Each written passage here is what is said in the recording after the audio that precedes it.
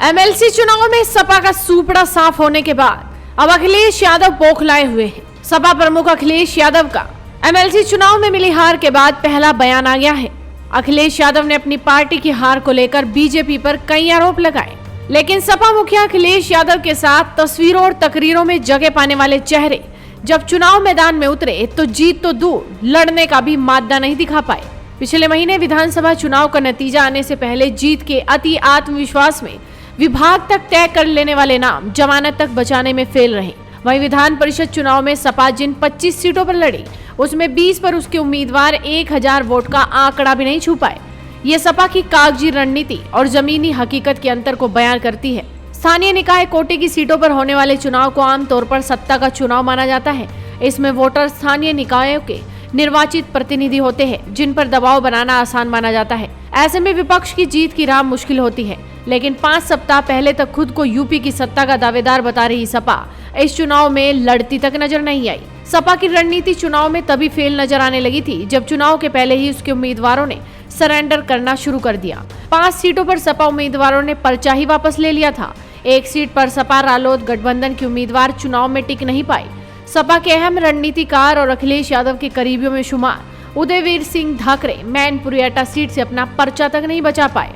और अब यूपी में एमएलसी की 36 सीटों पर हुए चुनाव में 33 सीटें बीजेपी ने जीती। सपा का सूपड़ा ही लगभग साफ हो गया।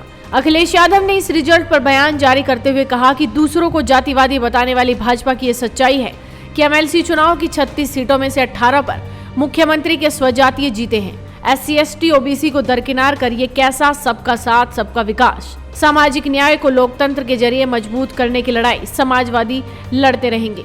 भाजपा को संविधान, लोकतंत्र और निष्पक्ष चुनावों की प्रक्रिया में जरा भी विश्वास नहीं है। वो धन, बल और छल से येन केन प्राक्रेन सत्ता में बने रहने के लिए संवैधानिक संस्थाओं को कमजोर करने के साथ ही लोकतंत्र की सभी मर्यादाओं को भी तार तार करने में लगी है। एमएलसी चुनाव में भी भाजपा ने यही किया है। समाजवादी पार्टी ने पहले ही भाजपा की साजिशों के बारे में मुख्य निर्वाचन आयुक्त को पत्र लिखकर सचेत कर दिया था कि भाजपा एमएलसी चुनाव जीतने के लिए किसी भी हद तक जा सकती है। ये लोकतंत्र और संविधान दोनों का संक्रमण काल है। यानी कि अंदाजा लगाया जा सकता है कि अखिलेश यादव किस कदर अपनी हार से बौखला चुके हैं। वहीं विधान परिषद में मिली जीत पर योगी आदित्यनाथ ने भी ट्वीट कर लिखा, आज उत्तर प्रदेश के स्थानीय प्राधिकारी विधान परिषद चुनाव में भाजपा की प्रचंड विजय ने पुनः स्पष्ट कर दिया है कि आदरणीय प्रधानमंत्री जी के कुशल मार्गदर्शन एवं नेतृत्व में प्रदेश की जनता राष्ट्रवाद, विकास एवं सुशासन के साथ है।